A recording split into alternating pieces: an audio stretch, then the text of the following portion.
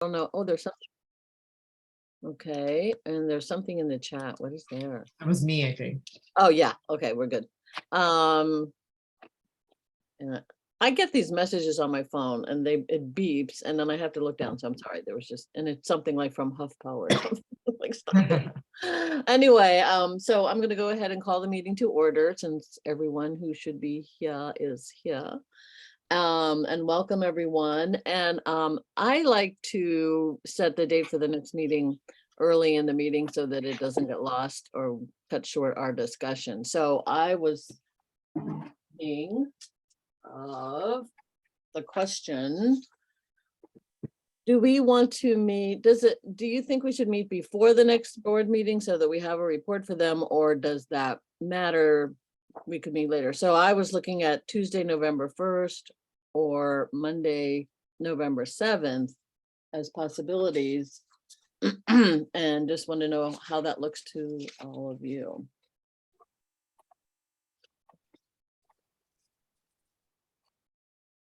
Tuesday, November 1st is pretty open for me, except to have something late afternoon.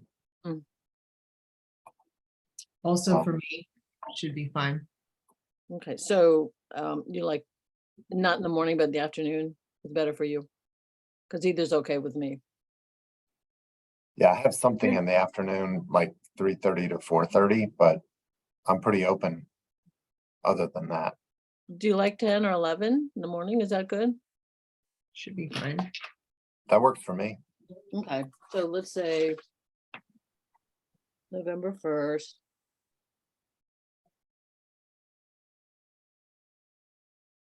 10. Yes? Sure. Okay, already. Thank you. And then did everyone have a chance to review the minutes, and are they okay for accepting, or are there any changes? I didn't have any changes. Okay, Sujata. Me neither. Okay, minutes are okay. Great, thank you. All right. So we'll move on to the next item, continuation of the discussion from August. And I sent out a summary of the sort of summarizing what is it? It sort of combines information from the report that I made to the board and also the meeting that I had with Jessica before she left for her long weekend. And Talking about the one you sent to us a few days ago. yeah. And okay, I have to say something. It's sort of personal, but I'll say it right now. Are you all familiar with Myers-Briggs? Yeah. Yes. Okay. So just to let you know, I'm an ENTJ. So when I'm in the middle of a process, it's difficult for me. And I don't know if you know that I when I was training coordinator, I became qualified as an MBTI person. And so I do use that a lot. And where right now the expression my J is jangled, which means I like to wrap things up, but I know that it takes time to get to that point. So if I seem fraught, it's just because my J is a little jangled, but I'll be okay as long as you will. I'm good As with long as that. everybody's being nice to me, I really don't care. Just be nice to me. Just be nice to me. So you must be an F. I don't know what I am, honestly. Oh, okay. Like Myers-Briggs, the only Myers-Briggs I've ever done is when you do it yourself. Like they said, do the little quizzy and you do the little quizzy. I've never actually had anybody who knows what the heck they're talking about. So I could just be, my whole Myers-Briggs could be just wishful thinking, like Okay. what I'd like to be. Well, I will analyze you. No, I won't. I appreciate it. Please do. I would really love it. I need all the help. So there's a method of working on things that goes through the different aspects of Myers-Briggs. So you start in the sensate of describing what you have, describing it and trying to get all the details out. And then you think about it and analyze it. And then you go to the intuitive, like, is there anything else that's out there that we need to put in here? And then you go to the feeling part of like, will everybody be okay with this? So right now we're in the sensate part of like gathering and examining and gathering, and that can be hard for me. So I'm going to depend on all of you to help make sure that we stay in that. It's sort of like when you're analyzing a problem, you keep asking the question why until you can no longer ask it again. And that can be hard for everybody. But at any rate, okay. Well, I that think is literally the place I live. Like that is what I spend all my time doing. So maybe we're a good match to work together. Okay, so is there anybody want to have anything to add to that, or like, oh, stop it, Fran? I don't know. No, we're okay. We're good. Okay. Yeah. All right, so on the list, we did a lot of really broad scope brainstorming. And so now we're going to work on kind of narrowing that down. Nevertheless, remembering that if there's anything else that needs to be added, it's fine to add it in. It's not like we're deleting things. So we identified issues, and when I talked with Jessica, her preference for priority is censorship and intellectual freedom, collection funding, and expanded and uniform hours. And I think that's a really good list.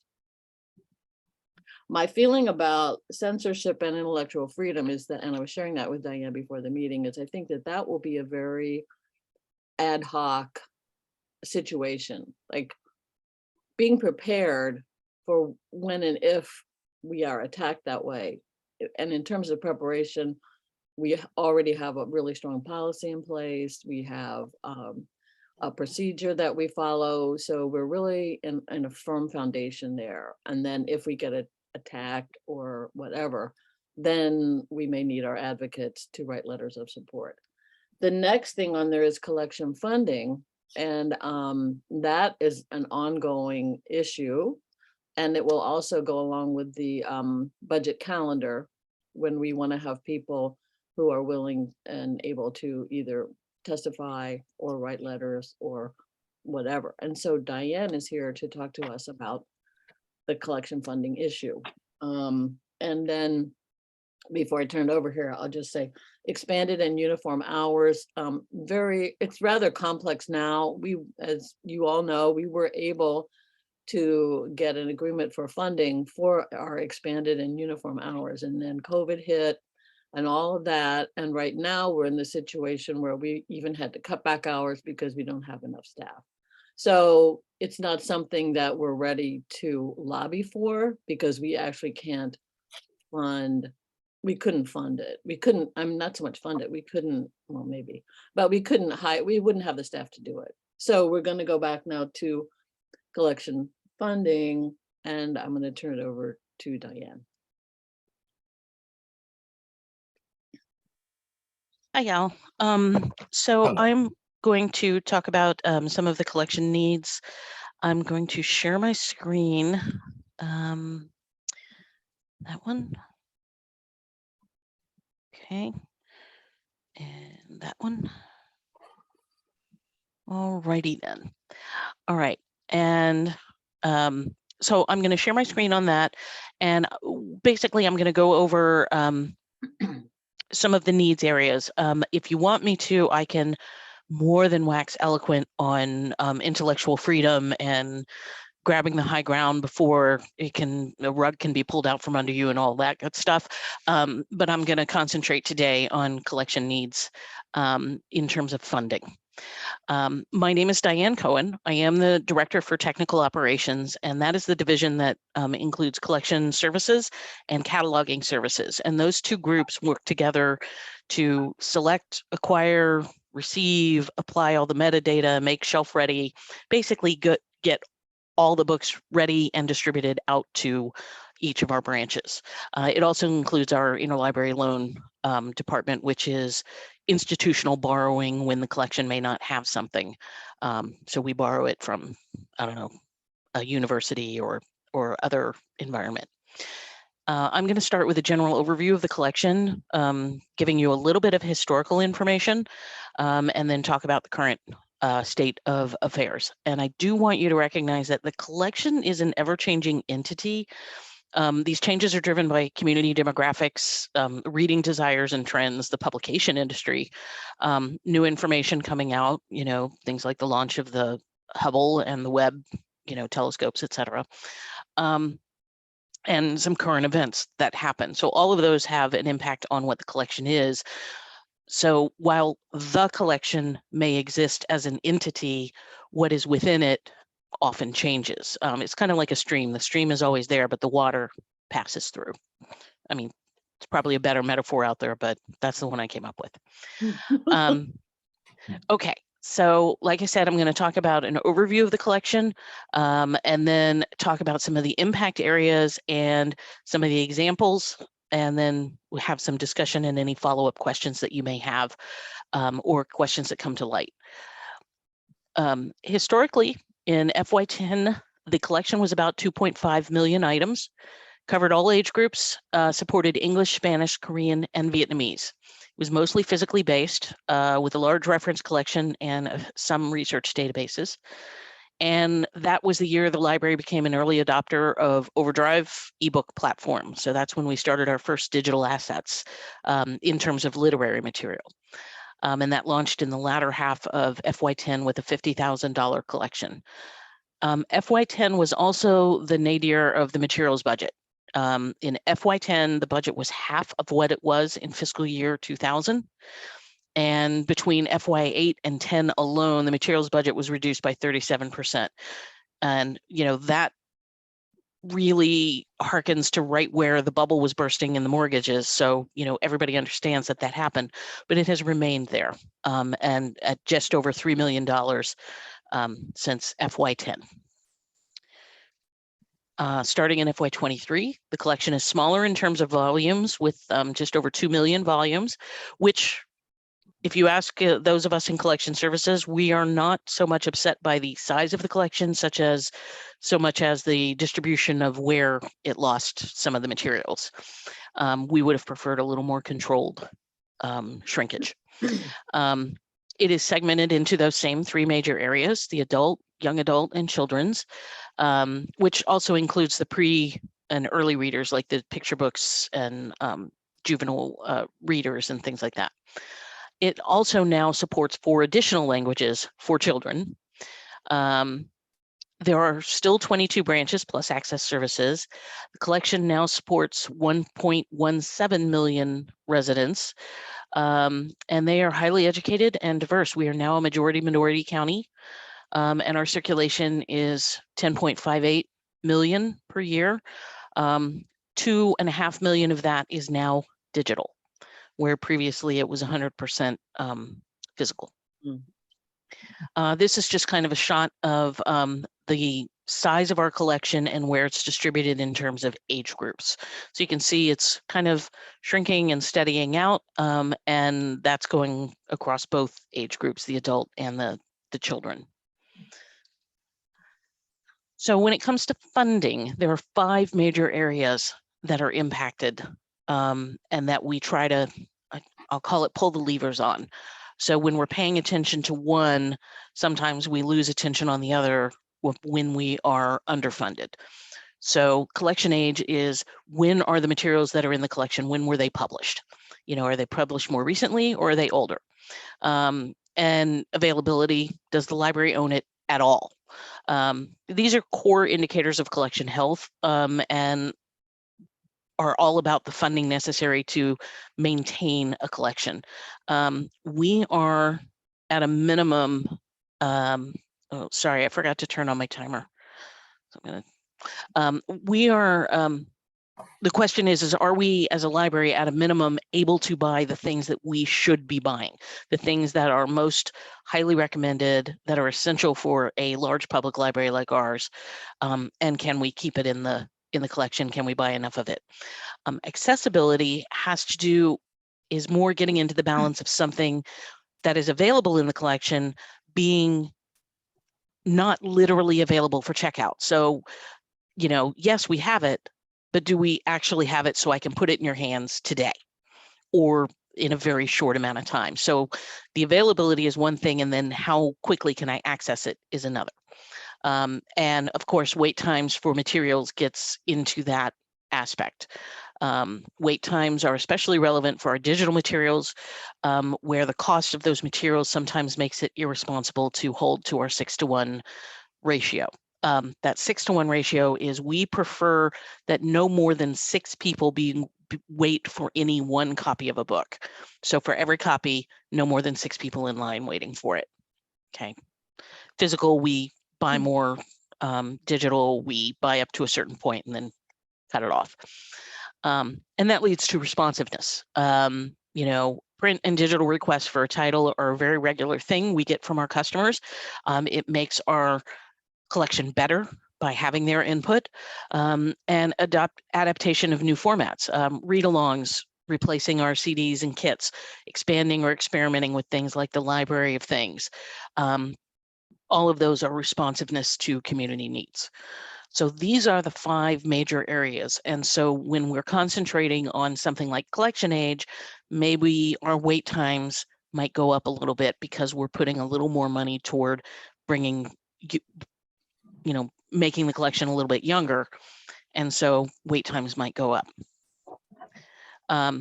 This is kind of a, this is a visual of what has happened with our materials budget. On the left side of that little dotted line, the reason I put the dotted line there is that covers 10 years, and everything else is one year at a time. So I wanted to kind of visually separate those. But that was our budget in fiscal year 2000 was around 6 million, and it's now around 3 million. The gray bar is what we are allocated initially, and the blue is what we have been able to take out of other operational areas and move into the collection budget. So that delta that you see there is the delta between what we are regularly allocated and what we basically do in sweeps to be able to put more money toward the collection to keep it more healthy than it would have been otherwise. So Diane, yes. like in general, where are those extra funds coming from? That usually depends, but most of the time it's from the turnover in personnel. So you'll notice in like FY 17 and 18, you know, we had 17, 18, and 19 is about where it would normally happen, where it's just regular turnover. Then you see in FY 22, that right there shows why the collection is currently benefiting from the fact that our hours are being cut and we don't have enough staff, which is an awful thing. I mean, it's collection silver lining, not a silver lining for the library as a whole. So, yeah, that's what happens sometimes. Our collection age. This in 2017, Dustin, who is the collection services coordinator, Dustin and I pulled information as best we could to get the age of FCPL's nonfiction collection. And we found that of the 73,000 unique titles for adult nonfiction that we had, about 55% of them had a pub date of 2005 or earlier. So at that time, it was 10 years or older. For juvenile nonfiction, which isn't shown here, 69% of the collection was more than 10 years old. We pulled that same information for 2022, and as we expected, the pre-2005 is much lower, and it's replaced, you know, by newer books in the 17 to 21 timeframe. But overall, we lost a little bit of age. And our collection age is currently 57% of our adult nonfiction is older than 10 years. And again, that's kind of a sliding 10-year. It's kind of hard to visualize, but this visualization here shows how much we have in our nonfiction collection, and the darker that you see, the older it is, the lighter you see, the darker you see, the younger it is, the lighter you see, the older it is. So in the 600s, we have about 3,000 items that are pre-2000, that are 10 years or older. And this makes sense in some cases. You know, in the 800s, you know, you've got Shakespeare in there. That's going to move your publishing date just a skosh. You know, yes, you want newer items, but it's understandable that some things are going to be older in your collection. You know, you have your classics, you have seminal works, etc. So it's not unusual to have a certain percentage that old, but I would like to see our collection younger than it is. And that's not me being ageist, that's me being informationalist. Well, no, Um, the 500s of the sciences, that's really sad. Yeah, I'm a little uncomfortable with that. Yeah. I would prefer that to be, You said the 500s are the sciences? the 500s are the sciences. Yeah. You can see we collect more in our social sciences, political science, the 300s, 3XXs are social science, political science, you know, we're in this area. But would climate science be in 500? Mhm. Climate science, no, I wish I were a cataloger. Climate science is either in the 500s or the 600s, but I think it's 500s. Yeah, too. climate science is in the 500s. And I'm Great. wondering if Great. the 600s, like, because we have tons of cookbooks.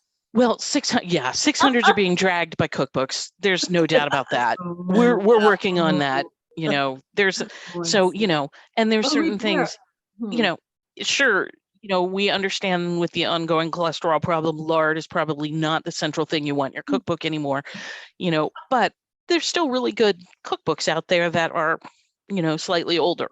And we have you know, the entire range of cookbooks is as diverse as Yeah. the entire collection, you know, you could, so anyway, so it's very understandable that some things are the way they are, right? And we do collect more in certain areas. The 600s also are like home and family crafts. It also is health. So the 600s are a weird amalgam. So Yeah. that one's just kind of take that one with a grain of salt. 300s would include some poli-sci, right? I mean, Yes, yeah, so that's political science, social science, economics, law, education. yeah, It's also custom and folklore. So fairy tales are in there, yeah. you know, for the kids. 98 So this okay. is this is the adult collection, and its age. And like I said, I'd like to see that a little darker. Same for the kids. This is the children's collection. And, you know, it's kind of age.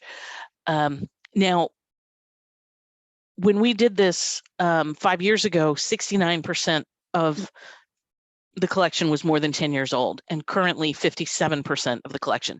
So we made some good headway in, you know, making the juvenile collection younger, but we did it slightly at the cost of the adult collection, which lost a little bit of ground and a couple other things. So, but we have, whenever we've gotten extra money, we've been concentrating on juvenile nonfiction. And I'm not going to lie, the lower cost per unit makes this task a lot easier for juvenile than it does for, say, digital or adult. Okay. Availability is, did we even have it? And can we keep it in our collection? So there's the question of, did we buy it originally? And then there's a question of, and can we keep it? And this is a chart indicating, I was only able to do this for our digital because we don't break down our budget this way, but we do buy digital in a certain way that allowed me to get at this. So it's kind of a guidepost. This is an indicates a spending trend for our renewals in digital. This is the ability to keep titles in the collection, usually when it's a part of an ongoing series. Think Inspector Gamache or Jack Reacher, other recurring characters, you know, Kinsey Malone, etc. And, you know, we have volume 1, 2, and 3, which originally were sold as perpetual use, and then it switched to metered access. And so now this is what it costs us to keep it in the to keep the series as a whole. It's just, it's an example. Diane, Yeah. when you say say that again.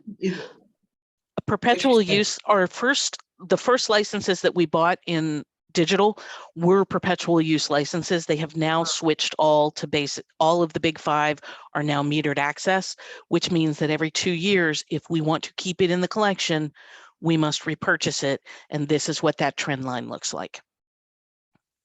That's absolutely criminal. I'm sorry. That's like, if you bought an actual book, you'd have the book. And as our technology moves us forward, to be able to psychologically wrap your head around that being somewhat different I mean, I guess you could say in terms of author compensation, you know, like, you know, you wouldn't have to keep on buying the book, but it's a library and they're, you buy a certain number of hard copy books anyway and reuse them. So that, I don't know. Yeah, I know there, I'm preaching to the choir here, but that is yeah, terrible. that is a movement that is becoming more and more active beyond Fairfax County. That is what our ebook committee was Yeah. reviewing, and this is the kind of thing. Readers First, Future Library Futures, and there's another one, are all kind of looking at this type of thing. There was something very recently put out by, there was a petition, not a petition, a letter to publishers signed on by 300 authors that basically said, stop being grouchy, publishing industry, and stop harassing libraries. Work with them. I mean, it's crazy because I know we have this subcommittee, and until you said it just now like that, I wasn't really understanding exactly that 2 years. I mean, that's yeah. So it's impactful. And we do live in a capitalist society. So on the other side of it, I get that we want author compensation and we want things like that. But as you indicated, this is a little less than reasonable. it's really not author compensation. Also, Right. it's Anyway, I'm sorry. So I want to, at one Certainly. point, Kevin, I thought I saw your lips moving and I didn't know whether you wanted to say something and forgot to unmute or, because you're muted. Still muted. You're still muted. You're not officially muted, but you're not sounding. You're okay? Are you okay? Okay. Okay. I've fallen and I can't get, no, okay.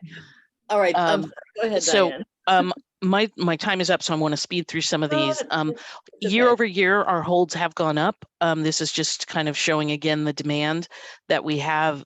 This year we are going to match last year's. Luckily, it's dropping from where it was at the height of the pandemic, but we still have quite a number of holds. And that was for digital. For physical, we look at holds in two ways. One is what gets pulled when we first check it in here at Tech Ops. It either goes to the branch we assigned it to, or it gets pulled for a hold, or there's some kind of error that we have to deal with, but ignore that 1%. So 41% get pulled to somewhere else based on the holds, and 58% go to their assigned branch. And then in the entire collection, when somebody is looking for a particular book, 73% of our checkouts are checked out from something that was on the shelf waiting for them, versus 27% where it had to be pulled in and then they could check it out. So that's not a bad ratio overall. I would like to see it a little lower, but that tells me that most of our hold demand is not confiscated, is contained in our highest circling new books. Yeah. Right, that's where most of the demand for holds is coming from. Yeah. Which we're going to be digging more into this because it's given us more questions. So we're going to be digging. Our wait times, which is one of the things that has to do with customer satisfaction, and are we continuing to maintain our customer base or pull new people in? So this is some examples of some, again, digital wait times. We have ways of dealing with physical wait times through leasing of materials, but the current average wait time for a hold in Overdrive is 34 days, which is up from 32 when we were throwing money at it hand over fist during the pandemic, but it is down significantly from the 41 days that I had snapshotted sometime prior to the pandemic. I didn't have a date on that, but it was pretty significant. I don't have specific data on print wait times, but for instance, we have 77 copies of Book Lovers, Emily Henry's Book Lovers, which are filling 232 requests, which is a 3-to-1 ratio. Whereas you notice that we have 66 copies of the digital filling 1,300, which is way out of line, but responsibly, we had to cap that based on our budget. digitally, we should have 222 copies of that book. But it's just not a place we can go right now. This is an example of requests to libraries that are made to us. These are requests that we did not purchase, despite having 66 requests. Well, the German language edition we weren't going to be buying anyway, so you can ignore that one. But things like we got 66 requests for a particular book and we didn't buy it even with that many requests. And usually when we get a request, there's, as soon as we purchase the book, it more than doubles in number of holds. So we know there's a higher demand. But these are things that we simply couldn't buy. This is an easy thing to show, but it's not the only kind of responsiveness we had. There are other things such as expanding language support. 4 of our languages are currently limited to children's material. And to be fair, the pandemic made it basically impossible to get any more of those books in children's or adults. But we're starting to open those up again. But right now we're still limited to children's. And we'd like to do things like expand and experiment in our library of things and with new formats. There were several years of observation that we did, and a new funding model had to exist before we felt comfortable enough to step into Canopy, and we needed a grant. And that's for streaming video because we were so concerned about what it might do to our budget. So these are the kind of things where we are not able to do some responsive items when we might want to due to lack of funding or being underfunding.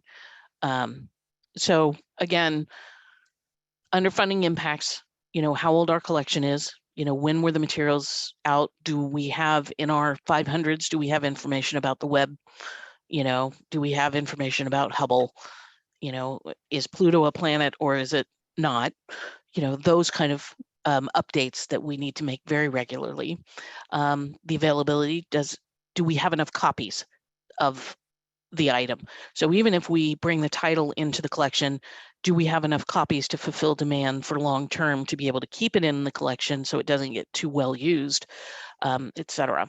And that kind of goes along with the accessibility. Can our customers get that title? Do we have enough to spread it amongst our 23 locations in a reasonable way?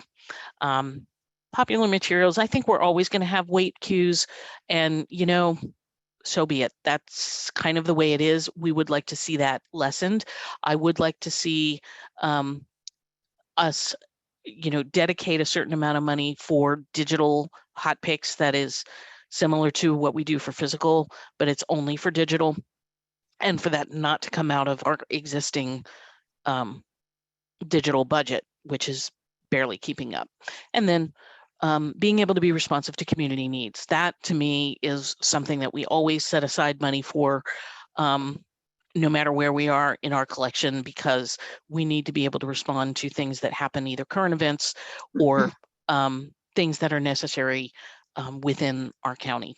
So that's about it. Does anybody have any questions, comments? Well, thank you, Diane.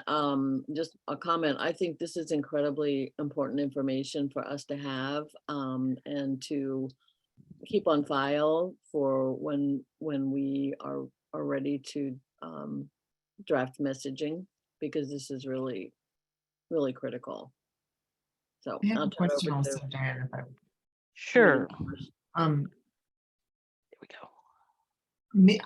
I must have missed the underlying rationale for this long continued underfunding. I understand that we had why did it stay like that? Is it because we're making up differences from robbing Peter to pay Paul, or is it, why has it? Multiple factors, I think. When we were coming out of the recession, and then we went straight into I won't say we went straight into pandemic mode, but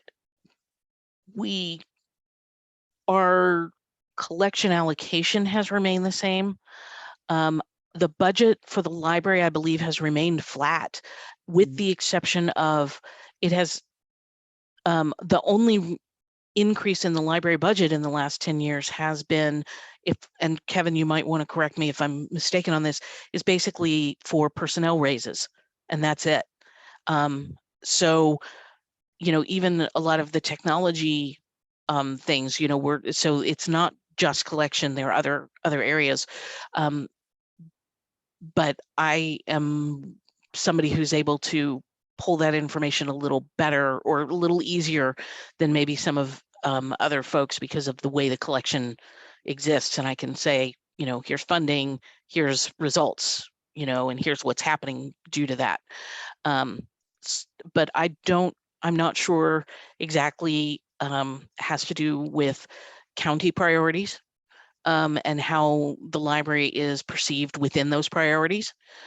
When it comes to emergencies, libraries are not considered, frontline, like, first responders are, and, like teachers are considered, that, but libraries to me have become second responders. They may not be the police or the fire, and they may not be human services who has to deal with this on a very front line, but we deal with a lot of the results of what might be happening, with the front line. We deal with a lot of the cleanup. So I don't know what happened overall, but I think it is, the county was able to, during budget crunches, was probably concentrating on first responder versus the second tier of second responder.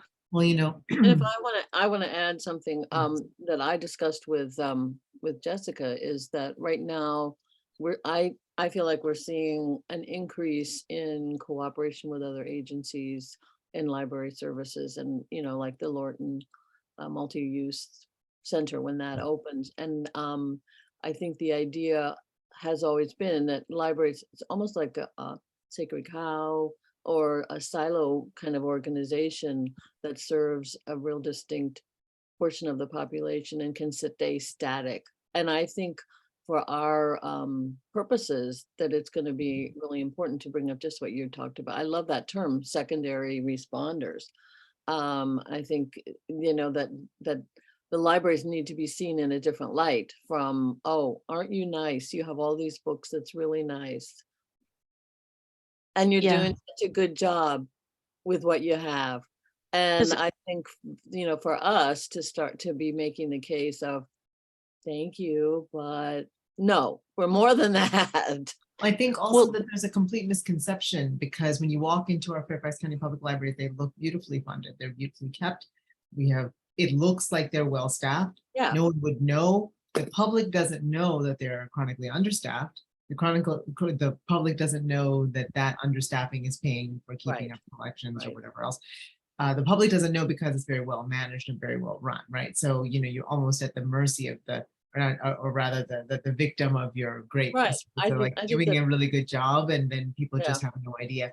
And of course, because the people who rely on the library, truly rely on the library, are the people who really don't have a whole lot of voice in it, in the way things go, one way or another. But I think it's really kind of interesting to think that I mean, like when you put it together like this, Diane, it's very compelling. It's incredibly compelling, right? Like the idea of having really old reference books, or rather nonfiction books, is crazy. That's just nobody knows it though, because they don't know it. It's just you walk in and it looks great. You don't know how old anything is. Nobody looks at how old. Nobody knows when they look at the shelves that this stuff is old or this stuff is current. They just don't know. And then regarding the second thing you just said regarding first responders or second responders or whatever, schools are also chronically underfunded. The police are always well funded, highly funded, and they continue to be well funded, always. But schools aren't. And because who are the people who are using them? They're kids, and so organizations that serve kids, or whose primary focus is kids, let's say, very notoriously get short shrift. So I think that's really great, Fran, putting this fan together. And I think that'll be really, and I think also when you look at public administration and budgeting, then a lot of the social service agencies that the county has to fund is an important thing to remember too. And our role, merges into social services, I think. And I, Absolutely. Which people don't know, so that don't when you know. do things like Yeah.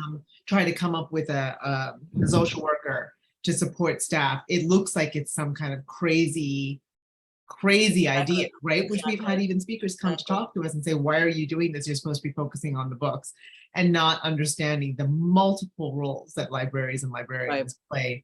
And I have to say, supporting. I went to pick up my hold at George the other day, and it was raining out, and I walked in and I walked by the circ desk to go get my hold, and I noticed a bucket by the, or a waste basket, no, it was by the checkout desk, and my first thought was, well, that's a great idea. Then you can put your umbrella in there when you're checking out and you won't get anything wet. And then I noticed the dripping from the ceiling. It was Mm. there to catch the drips from the rain. And I'm like, that's a shame. Anyway, Parker, any thoughts on, Yeah, so I'm curious. I mean, I agree that funding for libraries, schools, I mean, it's a problem. I'm curious though, kind of related to Sujata's question earlier. Do we have, I'm sure we have stats on what percentage of the library's budget is related to collection, and how has that changed over time? Since, and maybe you had that in your slide. I just don't have curious that specific number in my slides, but I know we pulled it previously. I want to say it's around 13% of the library's total budget, and I know that the board, the library board, has a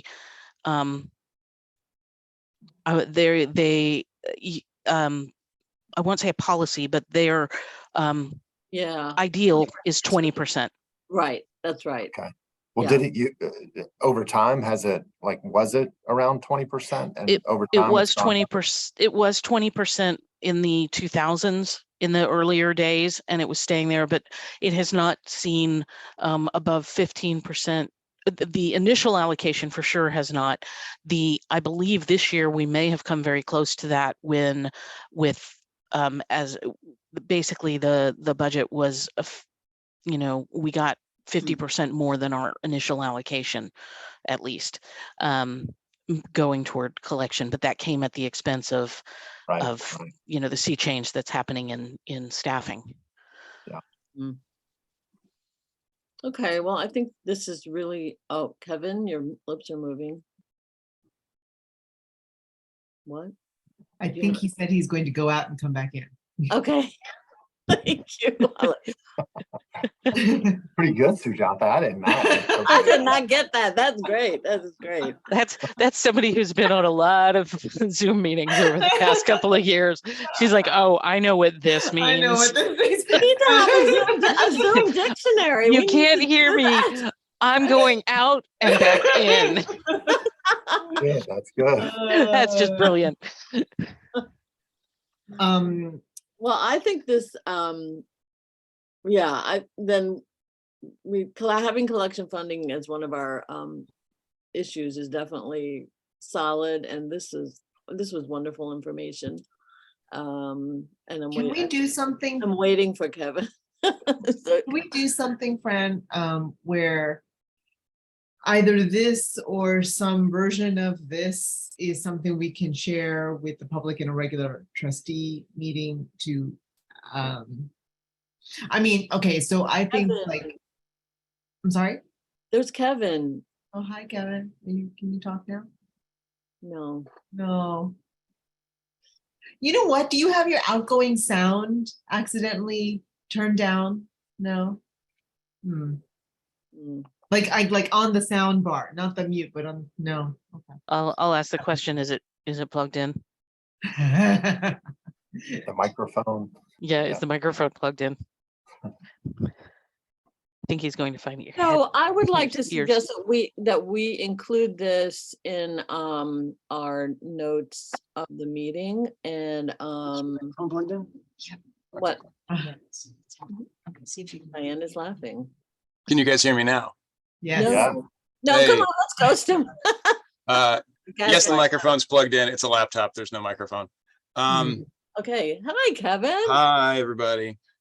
So, historical budgets, we can like pull the data from FMD, but there's always that budget letter that's publicly available on the Fairfax County budget website. But by and large, the budget is flat.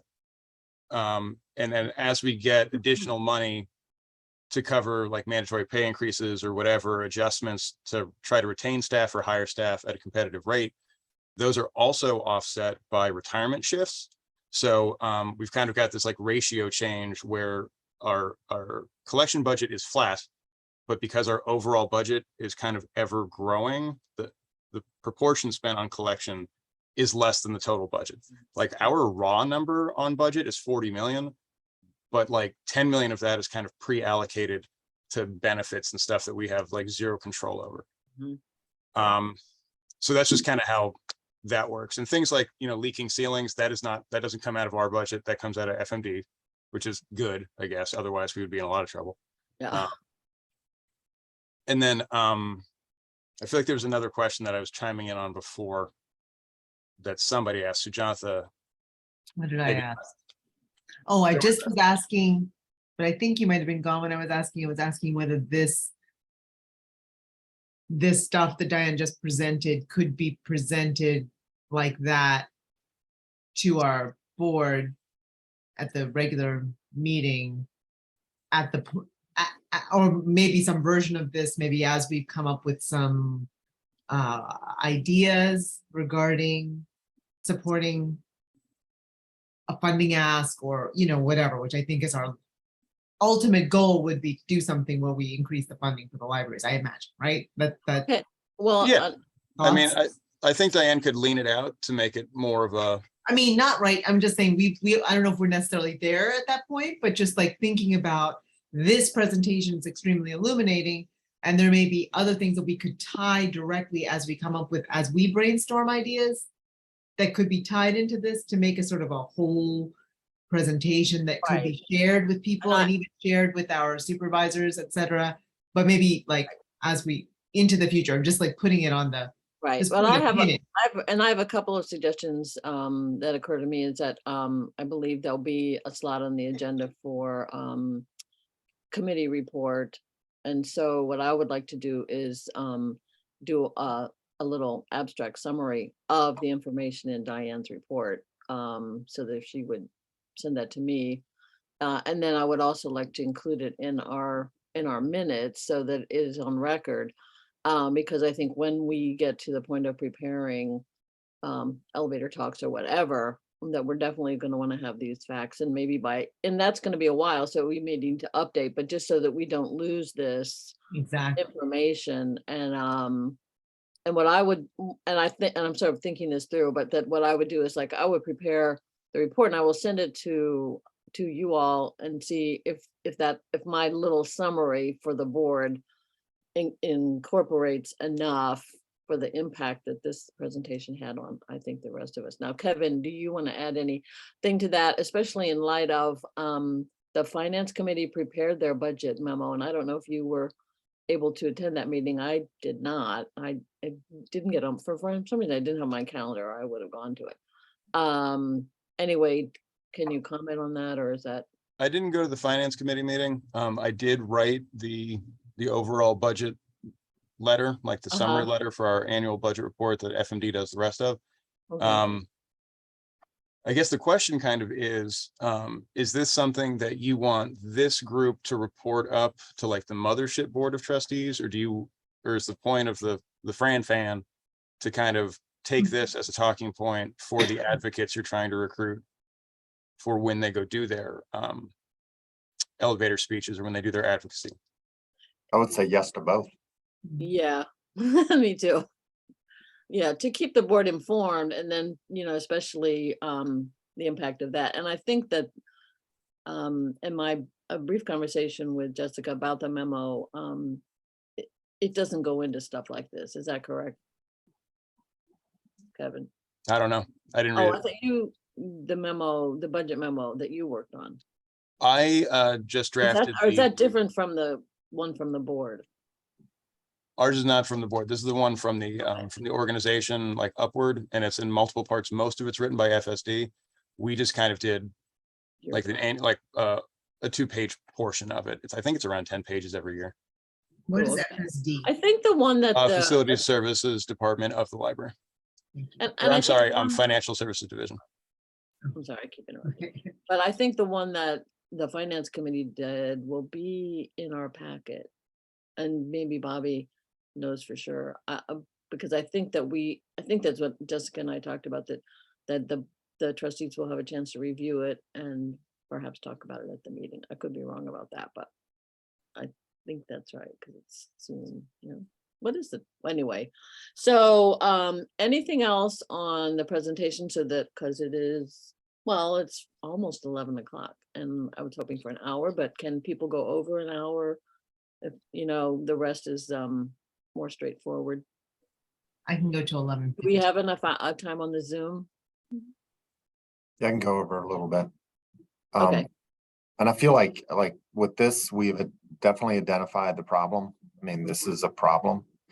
And then is it our role to propose solutions? Solutions seem like more money, but Well, yeah, that's right. No, I think not yet. I think we've identified this as something that we definitely would like to be included in our advocacy group, right? Yeah. Okay. All Yes. right. I think So that this lack of that it is, it strikes me as very likely that this has just been something regarding, this has been something that has just been a neglected advocacy point, like something that just hasn't been pushed with the kind of vigor that it deserves. You know what I mean? Like, I think that libraries and librarians are very, very accustomed to making do. And so they make do. And, we could conceivably take it on, especially in light of the threats to libraries, right? I really do think that the current threats to libraries makes a very good PR point for us to advocate for libraries around proper funding for libraries, about proper circulatory materials, about broad access, about updated access. Things have changed and libraries are under threat. And I just sent, I don't know who was on that distribution that I just sent this morning. I sent the 1A. I don't know if you all saw the 1A. but I haven't looked at it yet. If you heard it, I don't know if you'd heard it yet, Not but yet, it's just, I haven't finished it. A friend of mine sent it to me. And, these are very, very serious threats that are, and, because of the other advocacy that I do, I really do hear a lot of this, like, and it feels like it's coming very fast and beyond being prepped. Like, yes, our policies are strong. Our board is strong for the most part, like we have a majority of people who believe in these principles, but it seems that these threats are coming so fast and furious and nationwide with a huge amount of funding behind them, so I think that it's important for us to be able to use whatever, while we can, whatever tools we have to make sure that we bolster our collection, do what we can, up our funding, because we don't know how many librarians might feel the same kinds of threats that they felt in other communities to leave the profession because it's too dangerous. And I do know, like, just in talking to Priscilla and that's in schools and school librarians feeling that threat too. So on all levels, I think we could really look at that as something that the community needs to know about. So it's, for advocacy. Yeah, I think so too. So at the end of the presentation, then I will do a summary of this part of it and present that as part of our committee report at the board meeting. Okay, and then we're ready to move on to the next item. Okay, thank you very much, Diane. And you're going to send me, you'll send me a copy. And I guess. Yeah, we'll get a copy of that to you. Great. So. Okay, thank you. Thank you very much. you, That was Diane. terrific. That was terrific. All right. Now, the next thing is that we also identified possible fan groups. And I listed those as former trustees, friends beyond book sales, teen advisory group individuals, and volunteers. And without going into a lot of details on that, I also would like us to think about allies from other agencies, or possibility agencies, civic groups, churches, political parties, etc. And perhaps not go into that right now, but when you look at that short list and then think about the things that I said, are there other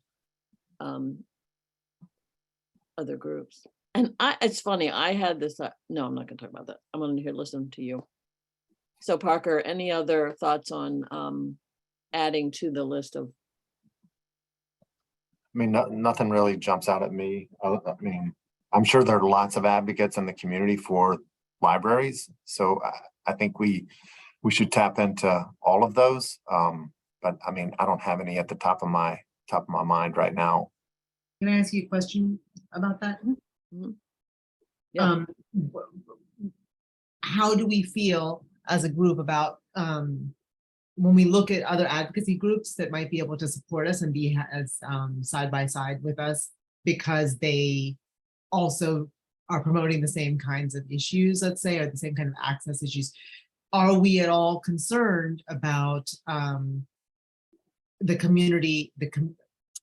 I mean, there's a lot of vitriol at a lot of groups. For example, considering the collections issue, let's say, considering a lot of the threats to libraries, the LGBTQ community is a natural ally, because there are the specific threats to libraries and collections and banned books, etc., or challenged book challenges is from that community, you know, that and race stuff, right? So is there any problem with us? Like if we reached out to say, I'm just say any of the like LGBTQ groups like FCPS Pride or whatever, is that a problem for us? For NAACP, for example, same thing, the same group that we're trying to have access to a breadth of content is the same kind of groups. Edu Futuro, that works with, you know, all of these groups. I can think of, like, I work in that space, so I have like, I'm always thinking about that. Is there a problem for us working with people and groups that will put us more in the crosshairs? To be frank, to be speaking frankly. Parker, any thoughts on that? I mean, it's a great idea, you know, human rights campaign. I mean, there are lots of different groups like that, but and these are all apolitical groups. You know what I'm saying? These are not politically affiliated groups. They are just advocacy groups around issues. I think that they're natural alliances, honestly. Considering Robert Rigby, who came to speak to us at that meeting, whatever it was, 2 months ago, 3 months ago, or something like that, for the specific issue is why he came, because threats to the libraries in general have to do with that community. So I just want to put that out there. It does. Once you do that, it's like a warning, right? It's fair warning. Once we make that decision that we are allying ourselves with people with whom we are naturally allied, once we've made that decision, we do open ourselves up to those crosshairs of that dark money funded operations against libraries and threats to our libraries and librarians. That I think that librarians are extremely brave people. So in general, like, you can see that they're very brave people on the front lines of it. People don't even realize dark horse, brave stuff happening, right? But it is something for us to think about in terms of safety, in terms of sometimes people try appeasement instead. It never works, but sometimes people go with like, oh, we'll just lay low.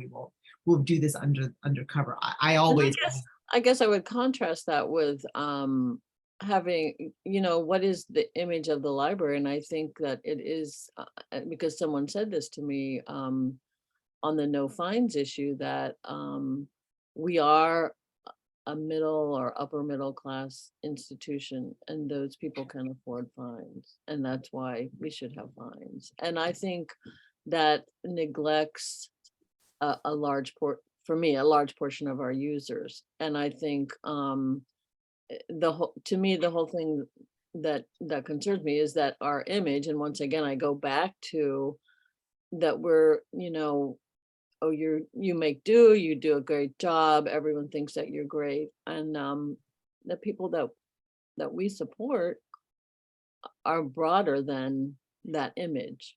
And so 100%. Uh, And I think librarians No, don't I get think- that image. I think, what, Parker, did you, or Kevin, Kevin, I yeah. think Kevin Yeah. did, but I also want to jump in. I think Sujatha has a good point. Yeah. And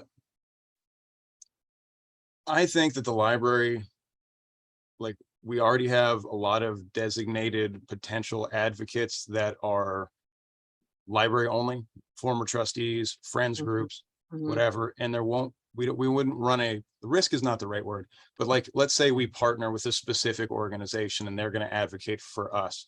Well, it can be perceived that we're advocating for them, and that's not something the library can do. Mhm. Now, I think the idea here is like to target some specific goals and then find advocates that can help us with those specific goals. Absolutely. Right. That's what I Not just think. like a Mhm. blanket Absolutely.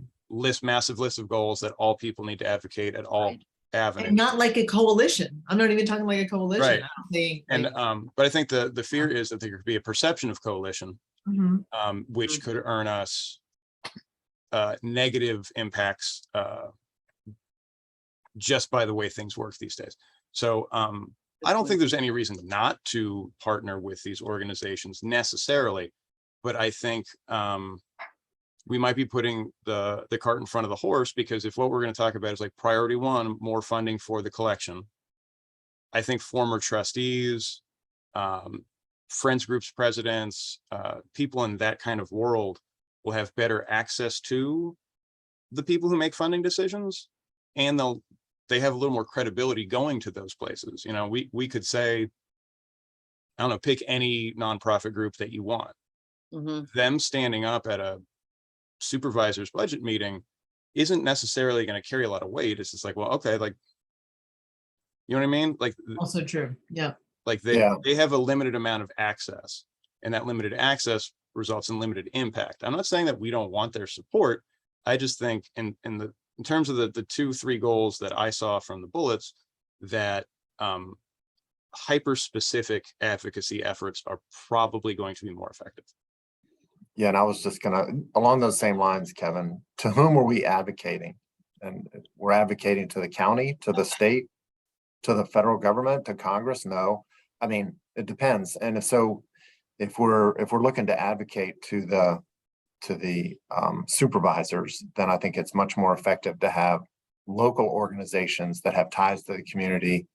I mean, these other organizations do too, NAACP, HRC, they all do, but they're more national in scope. And I think it may not be as effective as these local groups with, local grassroots. Well, the local grassroots, though HRC definitely is like that, but NAACP is not. NAACP is local, Edufutura is local, FIP, and like all these, there are the local LGBTQ groups are local. But the issue that, as I see, tell me, Kevin, if I'm reading you right, a lot of stuff, a lot of stuff happens because of a personal relationship you have with a supervisor.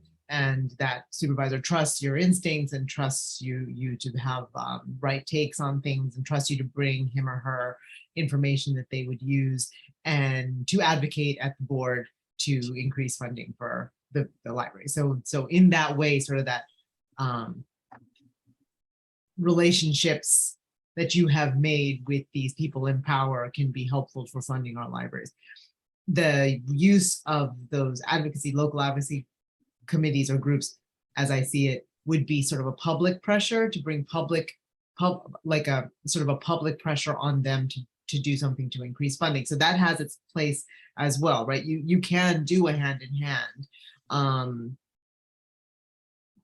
And sometimes it can be very effective, right? Like when the advocacy groups sort of put a reputational harm kind of spin on it, like, when we do this, this is what happens, doesn't look good for us, blah, blah, blah. plus the personal push is helpful. And also though, it can, you know, when libraries are in the crosshairs, it can be fairly, you know, it just puts you more in the crosshairs possibly. I don't know. I mean, all of this is legitimate. All these thoughts are legitimate. So the way that we would, maybe this is, like you said, the sensate part, we're throwing it out there and see We're what still, yeah, we we're still, decide, what we yeah. decide is the best way to move forward to get the kind Right. of. And I see goals. also the importance of individuals. And so I think of like sort of, if you will, innocuous groups like say the Fairfax Genealogical Society, and the individuals who are members of that are library users, and they could speak very directly to what the collection means to them, what really fully trained staff mean to them, et cetera. And you know, I think, you know, I think that's my vision of this was more of individuals. So let's say individual who is also a member of, say, the NAACP, but would be Mhm. lobbying, not, and I use that vaguely, on an individual basis rather than I'm representing the NAACP, but I have these concerns about access, etc. So you know, that could be something that we could work on too. So, and then I wrote down other agencies, but I'm not so sure that I don't think that's really feasible because they're going to be going for their own money. So, okay, but I just wanted to put everything out there. I'm going to cross that off. And then like civic groups, you know, I think those are possibilities. And I think, Thinking like Rotary Club, yeah, JCs, yeah. yeah. But but again, it's sort of like, what are our individual contacts? And I think that's going to be an interesting thing to discuss with individual trustees, like what's your circle of friends? And I think I brought that example up before, that at the last time there was something going on, and I contacted my friends who are active, and they, you know, and they send information to their supervisors and made it really easy for them. Like, here's an issue, here's your supervisor, if you would. And I think the point that from one of the workshops was like that we provide the data and then individuals provide their story, like why this data is meaningful to their use of, to their community life. So I think that's an important thing for us to remember as we move forward in our planning phases. So on the back to the volunteers, and when Jessica and I talked that when we're ready for that area, that we would coordinate with the volunteer coordinator, the system-wide volunteer coordinator. Right now, they don't have a lot of volunteers, as many as they used to. Obviously, we're still recovering from the pandemic. But that, you know, and I think that will be something very good when someone says, I want to volunteer, that this could be an option for them. But that's, you know, we have a lot of stuff that's sort of down the road, but we want to get it in place. Let's see. And so we've sort of done some what, some who, what issues, who would help, how to implement, and that's definitely down the road. I'm still not sure how that will work. And then when to implement, also down the road too. And one of the main things that Jessica communicated that was that marketing needs like a 3 to 4 month lead time. So I think we can do that. And more what will be our message, different levels of messages for friends and neighbors, advocates and allies. So those are kind of future things, which is even on the agenda.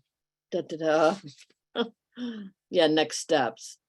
And anything else that you want to put on the next steps, maybe continue discussion of something? Parker, your green light is on, Parker. Does that mean you want to say something? Yeah. Oh, I didn't mute myself. No, no, I think that all sounds good in terms of what you laid out. Okay. You know, early on before we started talking about collection, I was going to throw out like library redevelopment, but those funds don't come from the library, right? They come from maybe FMD. I don't know. Like if we're talking about repairs to libraries, then probably redevelopment, that comes from a totally different pot of money, right? I'll let Kevin answer that, I think. Different county agency. Yeah. Yeah. Yeah, we don't have to worry about funding those things. Yeah. I think if the board is going to advocate for money increase, right? There's a lot of ways you can go. And I think that this group needs to just kind of designate like their target. Is it going to be salaries? Is it going to be collection based on the thing we just heard from Diane? I feel like collection is where you're focusing, but that's a specific group of people asking a specific kind of question.